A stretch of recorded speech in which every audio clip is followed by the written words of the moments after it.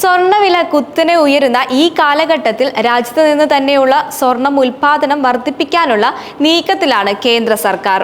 നിലവിൽ ഇന്ത്യയിലെ പ്രവർത്തനക്ഷമമായ ഏക സ്വർണ്ണഖനി കർണാടകയിലെ ഹട്ടിയിലാണെങ്കിലും കൂടുതൽ സ്ഥലങ്ങളിൽ വലിയ തോതിൽ പര്യവേഷണം നടത്തിക്കൊണ്ടിരിക്കുകയാണ്.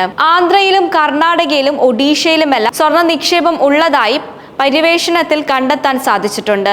യഥാർത്ഥത്തിൽ ഇവിടങ്ങളിൽ മാത്രമല്ല, നമ്മുടെ കേരളത്തിലും അത്യാവശ്യം സ്വർണ്ണ നിക്ഷേപം ഉണ്ടെന്നാണ് സത്യം.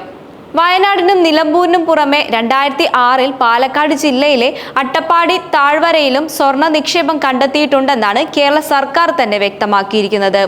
കൃത്യമായി പറഞ്ഞാൽ കേരള സർക്കാരിന്റെ രേഖകൾ പ്രകാരം വയനാട് ജില്ലയിലെ മേപ്പടി പോലുള്ള പല പ്രദേശങ്ങളിലും, മലപ്പുറം ജില്ലയിലെ നിലമ്പൂർ താഴ്വരകളിലും, മണ്ണുച്ചിനി, കാപ്പിൽ, കടന്നവണ്ണ പ്രദേശങ്ങളിലും, ചാലിയാർ, പുന്നപ്പുഴ നദീതീരങ്ങളിലും, അതുപോലെ പാലക്കാട് ജില്ലയിലെ അട്ടപ്പാടി പ്രദേശത്തും സ്വർണ്ണ നിക്ഷേപമുണ്ട്.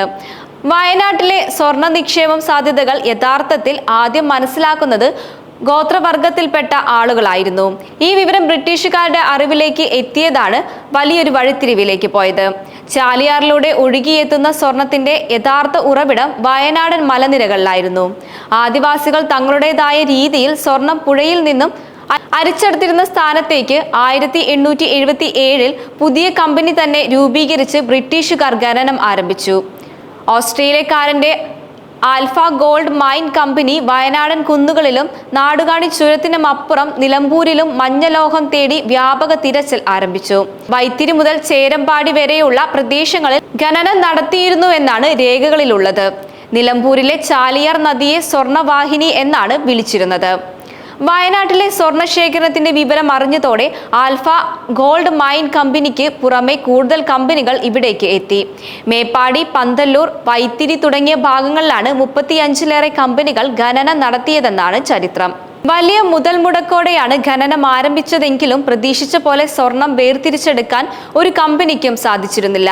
ഇതോടെ ഓരോരുത്തരായി പതിയെ കമ്പനി പൂട്ടി മലയിറങ്ങാൻ തുടങ്ങി. കമ്പനി പൊളിഞ്ഞതോടെ ഗോൾഡ് മൈൻ ഇന്ത്യ എന്ന കമ്പനിയുടെ ഉടമ സ്മിത്ത് മൂൺ എന്ന മുതലാളിക്ക് ആത്മഹത്യ ചെയ്യേണ്ടി വന്ന കഥയും വയനാട്ടിലെ സ്വർണ്ണ മോഹങ്ങൾക്ക് പറയാനുണ്ട്. സ്മിത്തിന്റെ മരണശേഷം ഭാര്യ ലിസി സ്മിത്ത് ഖനന പ്രദേശം മദ്രാസ് സർക്കാരിന് കൈമാറി. ഇന്ന് ഈ പ്രദേശം ലേഡി സ്മിത്ത് എന്ന് അറിയപ്പെടുന്ന വനമാണ്. സുഗന്ധഗിരിയിൽ ബ്രിട്ടീഷുകാർ സ്വർണം അരിച്ചെടുക്കുന്നതിനായി ഉപയോഗിച്ച കൂറ്റൻ ഉരുക്ക് കട്ടകളുടെ ശേഷിപ്പുകളും ഇപ്പോൾ അവിടെ കാണാൻ സാധിക്കും. സ്വാതന്ത്ര്യത്തിന് ശേഷം നടന്ന പഠനങ്ങളിൽ വലിയ സ്വർണ്ണ നിക്ഷേപമുള്ളതായി കേന്ദ്ര ജിയോളജി വകുപ്പ് കണ്ടെത്തിയിട്ടുണ്ട്. ഖനന സാധ്യതകൾ തുടരാനായി അന്നത്തെ പ്രധാനമന്ത്രി ജവഹർലാൽ നെഹ്റുവിൽ നിന്നും അനുമതി ലഭിച്ചു. ജിയോളജിക്കൽ സർവേ ഓഫ് ഇന്ത്യയും നടത്തിയ പഠനത്തിൽ ആധുനിക സാങ്കേതിക വിദ്യ ഉപയോഗിച്ച് ലാഭകരമായി തന്നെ വയനാട്ടിൽ നിന്നും സ്വർണ്ണ ഖനനം ചെയ്യാമെന്നും കണ്ടെത്തി. എന്നാൽ ഖനനം പരിസ്ഥിതിക്ക് വലിയ ക്ഷതം ഉണ്ടാക്കും എന്നതിനാലാണ് സർക്കാർ അതിന് തയ്യാറാവാതെ പോയത്.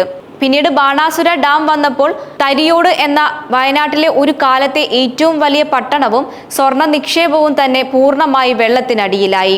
1993-94 കാലഘട്ടത്തിൽ ജിയോളജി വകുപ്പ് നടത്തിയ പഠനത്തിലും നിലമ്പൂരിലെ മരുത ഭാഗത്ത് 250 ഹെക്ടർ വനഭൂമിയിൽ വലിയ തോതിലുള്ള സ്വർണ്ണ നിക്ഷേപം കണ്ടെത്തിയിരുന്നു. തുടർ പഠനങ്ങൾക്കും മറ്റുമായി അന്ന് തന്നെ 1.25 കോടി രൂപ കേന്ദ്ര സർക്കാർ അനുവദിച്ചതായി അന്ന് വാർത്തകൾ ഉണ്ടായിരുന്നുവെങ്കിലും പിന്നീട് ഇത് സംബന്ധിച്ച് വിവരങ്ങളൊന്നും തന്നെ ഉണ്ടായിരുന്നില്ല.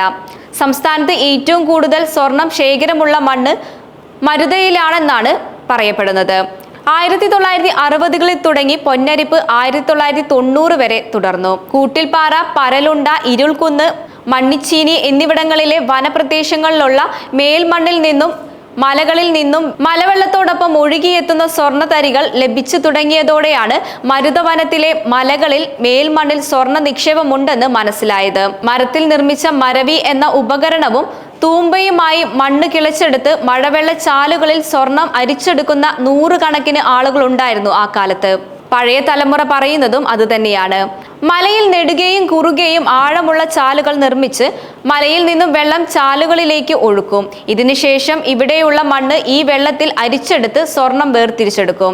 ഇത്തരത്തിൽ അരിച്ചെടുക്കുന്ന സ്വർണം വാങ്ങാനായി മാത്രം മരുത അങ്ങാടിയിൽ 10ഓളം കടകളും ഉണ്ടായിരുന്നു. മരുതപ്പുഴ, പാണ്ടിപ്പുഴ, ചാലിയാർ, പുന്നപ്പുഴ തുടങ്ങിയ പുഴകളിലും ആളുകൾ സ്വർണം തേടിയിറങ്ങി. ലഭിക്കുന്ന സ്വർണ്ണത്തരികൾ മെർക്കുറി ചേർത്ത് ചെറിയ തുണിക്കഷ്ണത്തിൽ കെട്ടി വിളക്കിന്റെ നാളത്തിൽ കത്തിച്ചായിരുന്നു സ്വർണം കട്ടയായി മാറ്റിയിരുന്നത്. ഇങ്ങനെ വലിയ വരുമാനത്തിലൂടെ വീട് വെച്ചവരും സ്ഥലം വാങ്ങിയവരും ഗൾഫിൽ പോയവരുമെല്ലാം അക്കാലത്ത് നിരവധിയായിരുന്നു. മരുതമലയിലെ പൊന്നരിപ്പിന് വലിയ രീതിയിലുള്ള പ്രത്യാഘാതങ്ങളും ഉണ്ടായിരുന്നു. പൊന്നരിപ്പ് മൂലം മലമുകളിൽ നിന്നും ഒഴുകിയെത്തുന്ന മണ്ണ് സമീപത്തെ പാടങ്ങളിൽ കൃഷി അസാധ്യമാക്കിയതോടെ കർഷകർ സംഘടിച്ച് പ്രതിഷേധങ്ങൾ തുടങ്ങി. ഇതോടെ അനധികൃതമായി വനത്തിൽ നടക്കുന്ന സ്വർണ്ണ ഖനനം 1991 സർക്കാർ നിരോധിച്ചു. ഇതിനുശേഷമാണ് 1993-94 വർഷങ്ങളിൽ ജിയോളജി വകുപ്പ് നടത്തിയ പഠനത്തിൽ മരുതയിലുള്ള 250 ഹെക്ടർ വനഭൂമിയിൽ സ്വർണ്ണ നിക്ഷേപമുള്ളതായി കണ്ടെത്തുന്നത്. മരുതമലയിൽ മാത്രമല്ല, വഴിക്കടവ് പഞ്ചായത്തിന്റെ മറ്റ് പ്രദേശങ്ങള്, അതായത് എടക്കര, മുത്തേടം, പോത്തുകല്ല്, ചുങ്കത്തറ പഞ്ചായത്തുകളിലെ മേൽമണ്ണിലും സ്വർണ്ണ നിക്ഷേപമുള്ളതായി പറയുന്നു.